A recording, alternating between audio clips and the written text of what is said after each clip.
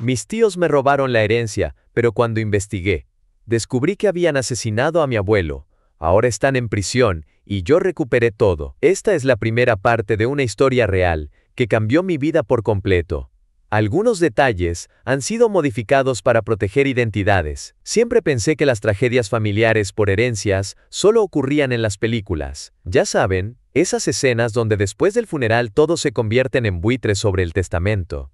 Nunca imaginé que estaría atrapado en medio de una. Mi abuelo era mi única familia real. Mis padres fallecieron cuando era pequeño, y él me crió como a un hijo. Un hombre extraordinario, que construyó un imperio empresarial desde cero, con valores inquebrantables, y una ética de trabajo que intenté emular en mi carrera como auditor forense. Marzo de 2022. La llamada que nadie quiere recibir. Tu abuelo ha fallecido durante la noche, aparentemente, un paro cardíaco. Mi tío Roberto, el abogado exitoso de la familia, y hermano de mi madre, sonaba extrañamente compuesto. Su esposa Teresa, la financiera brillante, se encargó de todos los arreglos con una eficiencia sospechosa. Debía haberlo notado entonces. El funeral fue un borrón de rostros y condolencias vacías. Roberto y Teresa orquestaban todo, dirigiendo el espectáculo como si hubieran estado ensayando durante meses. Me mantuvieron ocupado con tareas insignificantes mientras ellos manejaban los asuntos importantes. 3 días después, la lectura del testamento. Imaginen el escenario. La elegante oficina del abogado familiar, retratos antiguos, madera pulida, y yo, sentado frente a mis tíos con ojos enrojecidos por el duelo. En cuanto a la distribución de bienes, el abogado evitaba mi mirada. Mala señal. Lo que siguió fue surreal. Según el testamento, mi abuelo había decidido dejarme únicamente un reloj de bolsillo y una pensión mensual humillante, con la condición de que trabajara en la empresa familiar, bajo la supervisión de mis tíos. Todo, lo demás la empresa, propiedades, cuentas de inversión, pasaba directamente a Roberto y Teresa. Esto no puede ser correcto. Las palabras salieron como un susurro. Lamentablemente, la documentación es impecable, respondió el abogado, deslizando los papeles hacia mí. Roberto colocó su mano sobre mi hombro. Tu abuelo estaba preocupado por tu inexperiencia para manejar tanto dinero. Nos dejó instrucciones claras para protegerte de ti mismo. Me quedé congelado. Mi abuelo y yo habíamos hablado sobre la sucesión docenas de veces. Tenía planes específicos. Yo tomaría el control operativo, mientras contratábamos un CEO externo durante mi transición. Habíamos discutido estrategias y visión a futuro. Nada de esto tenía sentido. Una semana después, la cena familiar. El infierno social moderno. Teresa había organizado una reunión para honrar la memoria del abuelo. En realidad, fue un desfile cuidadosamente coreografiado de mi humillación. ¿Recuerdan cuando Daniel perdió aquel contrato importante el año pasado? Roberto sonreía mientras servía más vino. El abuelo estaba tan preocupado. O aquella inversión fallida, añadió Teresa con falsa preocupación. El pobre abuelo nos confesó que temía por el futuro de la empresa en tus manos. Cada anécdota era una puñalada. Historias distorsionadas, exageraciones maliciosas, algunas completamente fabricadas. El resto de la familia asentía con compasión. Hacia ellos, no hacia mí. Por eso nos pidió que te guiáramos, concluyó Roberto, levantando su copa. Por la sabiduría del abuelo, todos brindaron. Yo me excusé para ir al baño, donde vomité hasta quedar vacío. Durante las siguientes semanas, intenté pelear. Consulté a 3 abogados diferentes. Todos llegaron a la misma conclusión. El testamento era técnicamente inatacable. La firma, verificada. Los testigos, legítimos. La redacción, precisa y sin ambigüedades. Mientras tanto, Roberto y Teresa tomaron control absoluto. Despidieron a empleados leales, cambiaron políticas empresariales, vendieron activos estratégicos. La empresa que mi abuelo construyó durante décadas estaba siendo desmantelada frente a mis ojos. Una noche, solo en mi apartamento, contemplé las fotos familiares. Mi abuelo sonriendo junto a mí en mi graduación. Nosotros pescando en el lago. Su expresión de orgullo cuando le presenté mi primer análisis financiero. En un arrebato de ira, rompí una fotografía donde aparecíamos todos juntos. Cuando la calma regresó, recogí cuidadosamente los pedazos y los guardé en el cajón. Un recordatorio. Me sentía completamente perdido. Hasta que 2 semanas después del funeral, mientras limpiaba el reloj de bolsillo que había heredado, descubrí algo que cambiaría todo. Una pequeña nota doblada dentro del mecanismo. La caligrafía inconfundible de mi abuelo Si estás leyendo esto, no morí por causas naturales. Busca en el Conde de Montecristo. Mi corazón se detuvo. Luego comenzó a latir como nunca antes, y así, en ese instante, pasé de ser una víctima a convertirme en el arquitecto de lo que sería la venganza más meticulosamente planificada, que mis tíos jamás podrían imaginar. Si estás leyendo esto, no morí por causas naturales. Busca en el Conde de Montecristo. Esas palabras me persiguieron durante días. Al principio pensé que era paranoia, el dolor nublando mi juicio. Pero conocía a mi abuelo. No era hombre de dramatismos ni de bromas sobre la muerte. ¿Recuerdan que mencioné que soy auditor forense? Mi trabajo consiste en seguir el rastro del dinero, encontrar inconsistencias, detectar fraudes. Resulta que esas habilidades son perfectas para investigar un posible asesinato. La biblioteca del abuelo seguía intacta en su casa, ahora ocupada por mis tíos. Necesito recoger algunas cosas personales, les dije, interpretando mi papel de sobrino derrotado. Teresa me seguía discretamente, observándome como un halcón. Puedes llevarte los libros que quieras, ofreció con falsa generosidad. De todos modos, vamos a redecorar este espacio. Encontré el Conde de Montecristo entre cientos de volúmenes. Mis manos temblaban. Teresa sonrió satisfecha cuando solo tomé algunos libros, para el recuerdo, y me fui cabizbajo. Esa noche, en la privacidad de mi apartamento, examiné el libro página por página. Nada.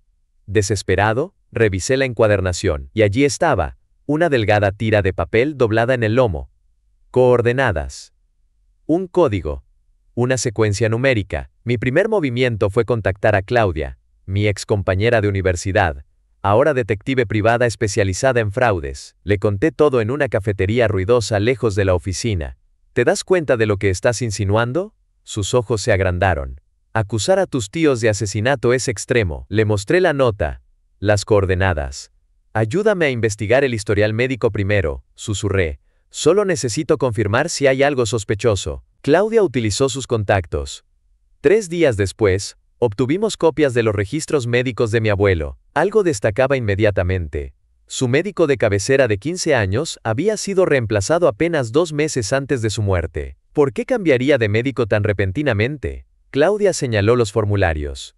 Y mira estos resultados de laboratorio. Hay fluctuaciones extrañas que podrían indicar envenenamiento progresivo. Mi estómago se revolvió. Necesito más pruebas. La siguiente pieza del rompecabezas surgió de forma inesperada.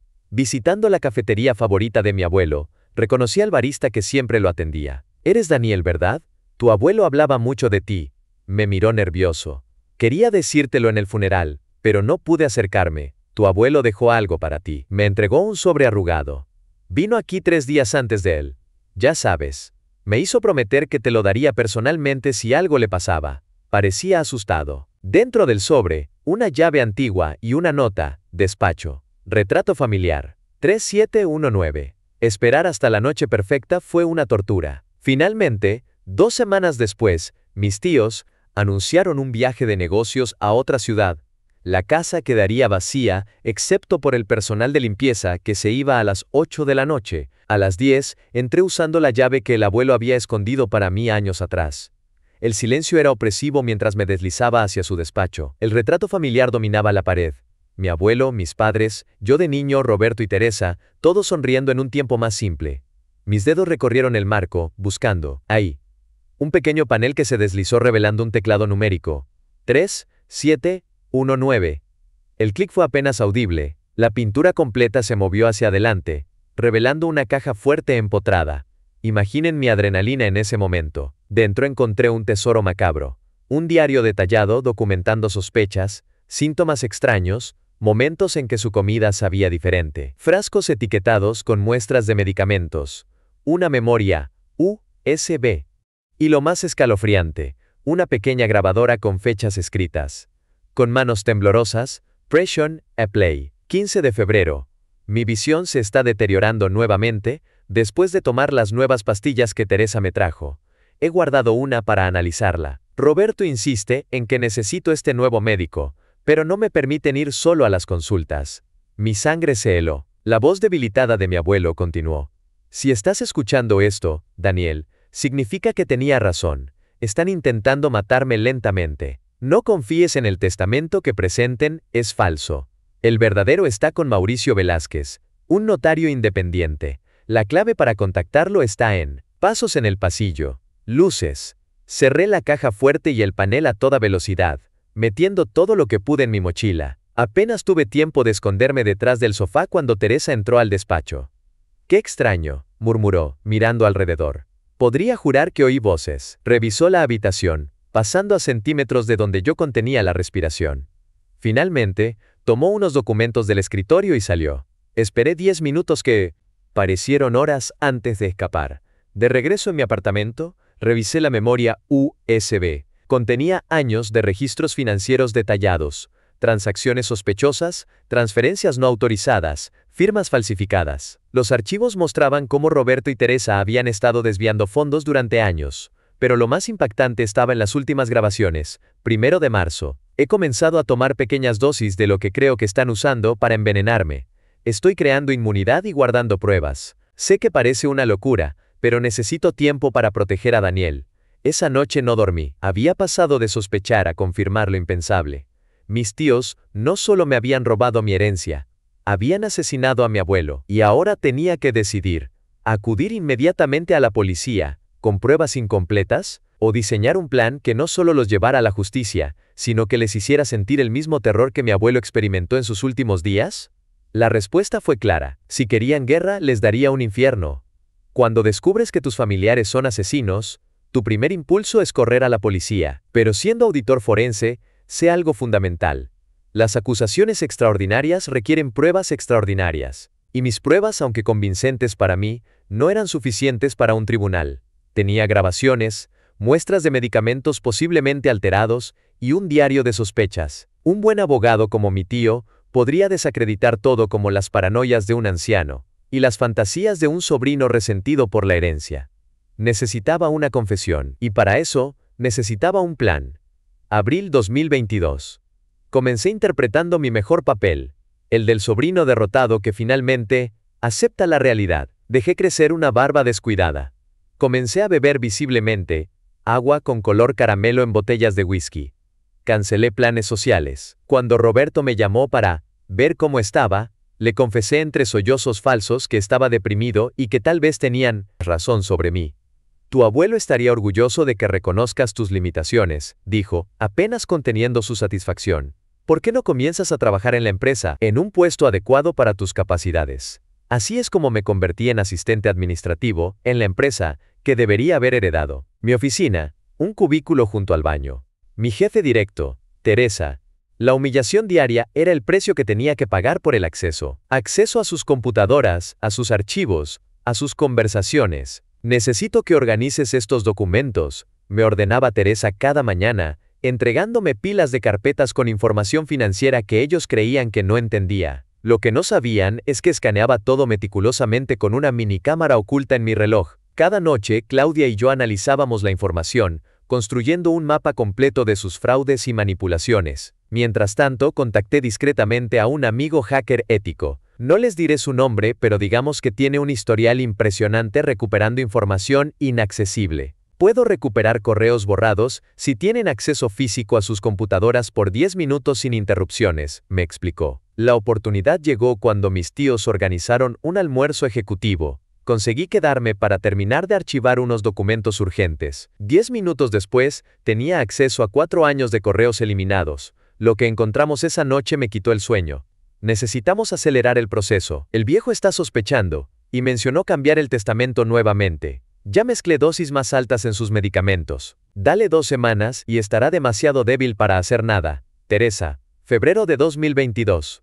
La reunión con el nuevo médico salió perfecta. Está completamente convencido de que son síntomas de demencia. Nadie cuestionará la validez del Nuevo Testamento cuando lo presentemos. Roberto. 2 semanas después. Tenía pruebas directas de conspiración para asesinar. Pero quería más.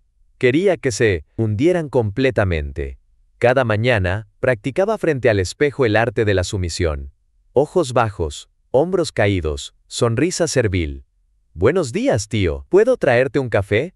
Gracias por la oportunidad, tía Teresa. Su arrogancia crecía proporcionalmente a mi aparente derrota. Para junio, me invitaban regularmente a su casa. Me usaban como audiencia cautiva para presumir sus logros empresariales, mientras yo asentía admirado. Estas visitas me permitieron instalar discretamente pequeños dispositivos de grabación en lugares estratégicos. Nada ilegal, por supuesto, solo conversaciones en áreas comunes donde no hay expectativa de privacidad. Un antiguo socio de mi abuelo, don Manuel, se unió a nuestra causa después de compartir mis sospechas con él. Siempre desconfié de esos dos, confesó. Tu abuelo comenzó a comentarme cosas extrañas en sus últimas semanas. Pensé que era paranoia por su edad. Don Manuel organizó una celebración por los excelentes resultados financieros del primer semestre. El alcohol fluyó generosamente, y mis tíos, creyéndose entre amigos, comenzaron a bajar la guardia.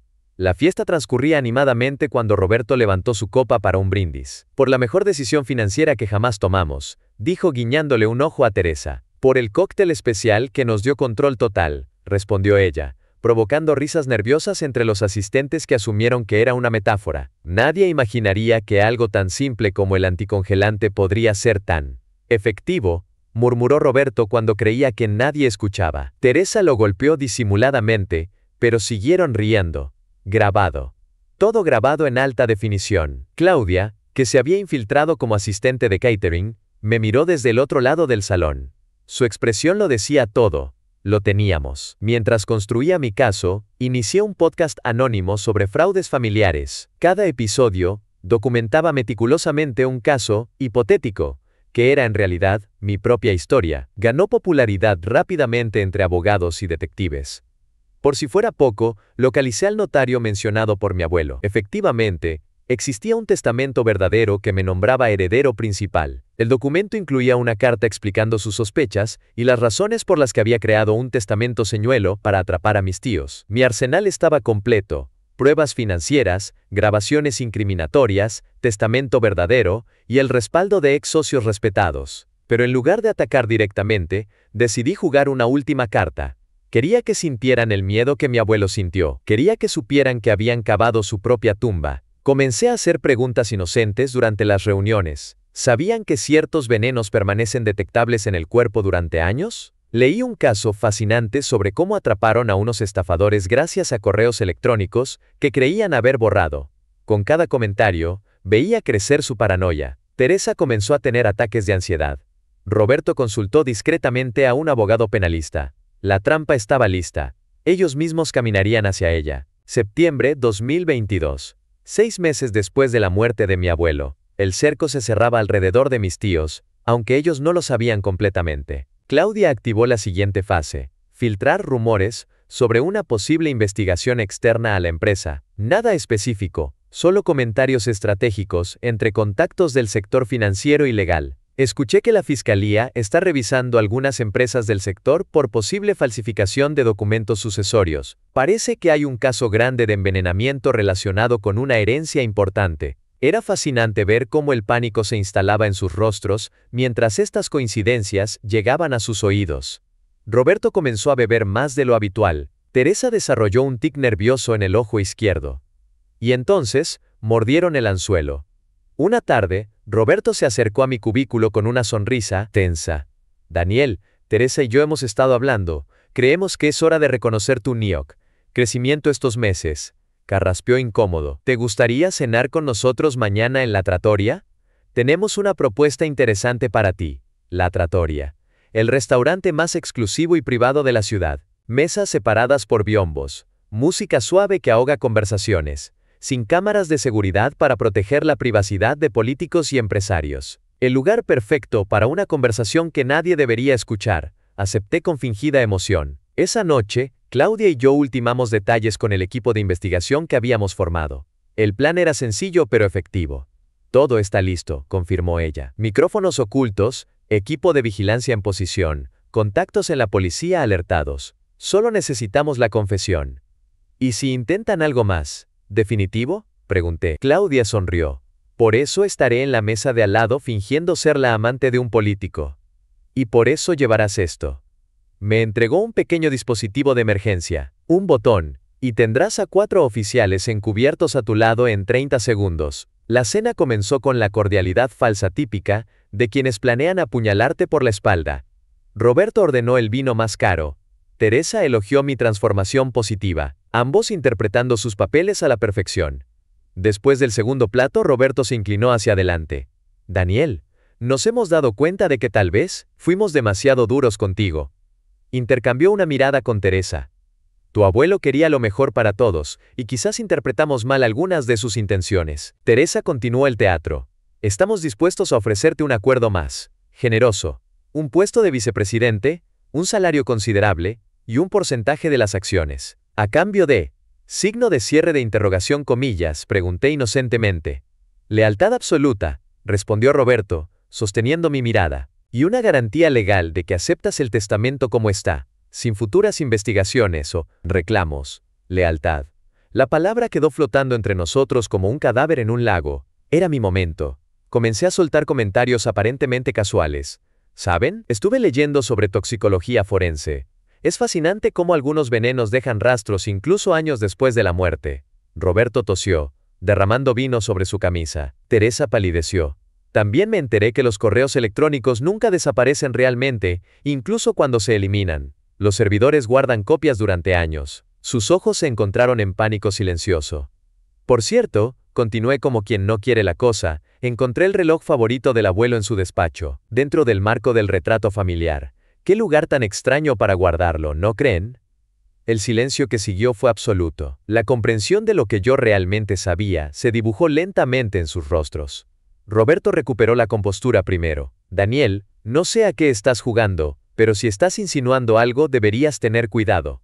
Las acusaciones graves requieren pruebas graves. Oh, tengo pruebas, tío. Tengo tantas pruebas que podrían empapelar este restaurante entero. Teresa se inclinó, susurrando algo que cambió todo. Roberto, creo que necesitamos resolver el problema del sobrino, como lo hicimos con el viejo.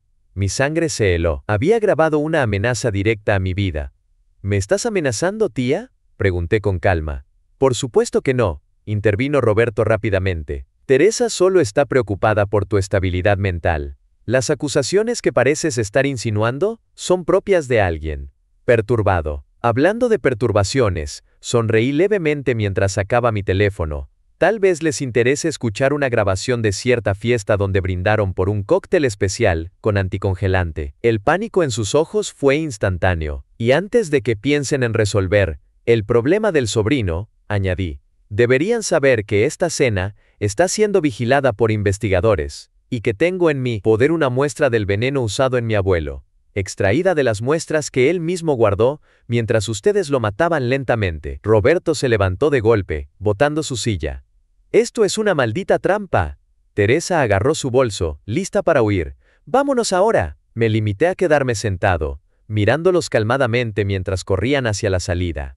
No necesitaba perseguirlos, porque afuera, 4 patrullas y 6 oficiales de policía los esperaban. Desde mi mesa, observé cómo les leían sus derechos, cómo se resistían mientras los esposaban, cómo gritaban que era un complot. No sentí alegría ni triunfo, solo un extraño vacío. Claudia se acercó cuando se los llevaron. «Lo lograste, está hecho». Asentí en silencio, pensando en mi abuelo. La justicia apenas comenzaba. Diciembre 2022.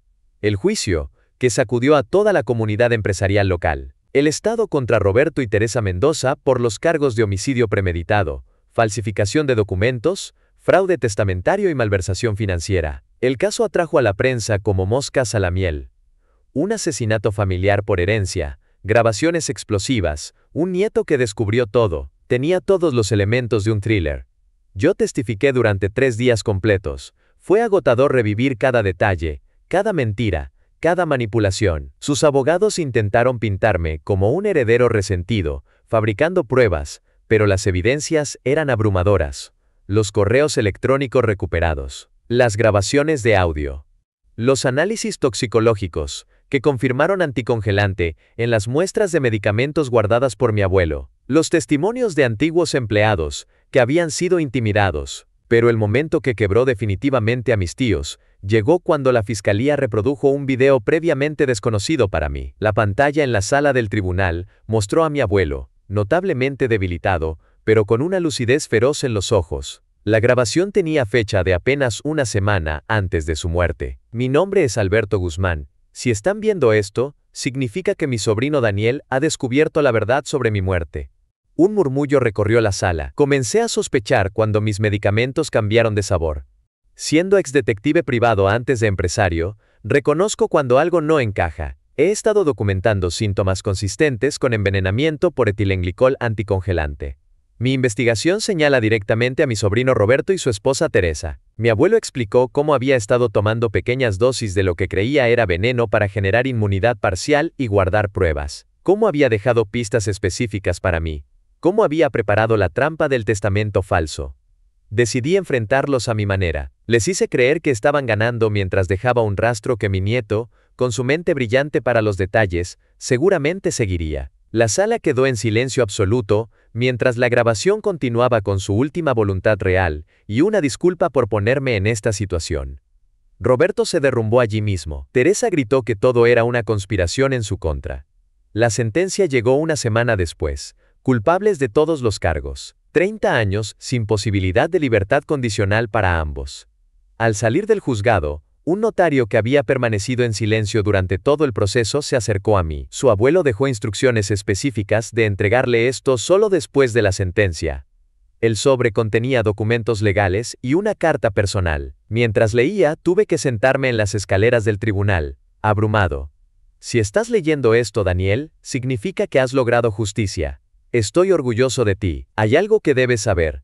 Roberto y Teresa pudieron haber vivido muy bien sin recurrir al crimen. En mi testamento genuino, les había asignado un fideicomiso generoso, suficiente para una vida cómoda. Su avaricia los cegó, con acento agudo, tanto que no vieron la trampa que estaban cavando para sí mismos. El dinero se recupera, la integridad no. Sé que harás lo correcto con lo que te he dejado. Te quiero, hijo. Alberto. Resulta que el verdadero testamento no solo me nombraba heredero principal, sino que también había previsto un fideicomiso para mis tíos, que les habría garantizado una vida de lujo sin tener que trabajar. Nunca hubieran necesitado matarlo. La ironía era brutal. 2 años han pasado desde entonces. He restaurado la empresa a los principios éticos que mi abuelo defendía. Los empleados leales que fueron despedidos regresaron. Incluso pudimos expandir operaciones internacionalmente. El último episodio de mi podcast sobre fraudes familiares batió récords de audiencia cuando finalmente revelé mi identidad y completé mi historia. También establecí una fundación que ayuda a víctimas de fraudes familiares, ofreciendo asesoría legal gratuita y apoyo psicológico. Eso me ha traído más satisfacción que cualquier venganza. Pensaba que la historia había terminado. Hasta hace 3 meses, recibí una carta desde la prisión estatal. Venía de uno de mis tíos. Nuestro abogado nos prometió una apelación garantizada. Le dimos nuestras últimas cuentas offshore. Desapareció con todo. Karma, supongo. Ni siquiera pude sentir satisfacción. Solo una profunda tristeza, por lo que la avaricia puede hacer con las personas. Ayer visité la tumba de mi abuelo. Llevé su reloj de bolsillo y la carta que me dejó. Coloqué flores frescas y me quedé un momento en silencio. Fui más inteligente que ellos, abuelo, susurré. Descansa en paz. En el camino de regreso, pasé por la cafetería donde solía ir con él. Pedí 2 cafés, uno para mí, y otro que dejé intacto frente a una silla vacía. Algunos dicen que la venganza no trae paz. No estoy seguro de eso. Lo que sí sé es que la justicia, cuando finalmente llega, trae un tipo de calma que se parece mucho a la sanación. Y para aquellos que me han preguntado repetidamente, ¿valió la pena todo el esfuerzo, el dolor, los meses de planificación? Piensen en esto. Si alguien les arrebatara a la persona que más aman, ¿hasta dónde llegarían por justicia? Gracias por acompañarme en esta historia. Por razones legales, algunos detalles han sido modificados, pero la esencia es real. Espero que nunca necesiten usar nada de lo que he compartido aquí.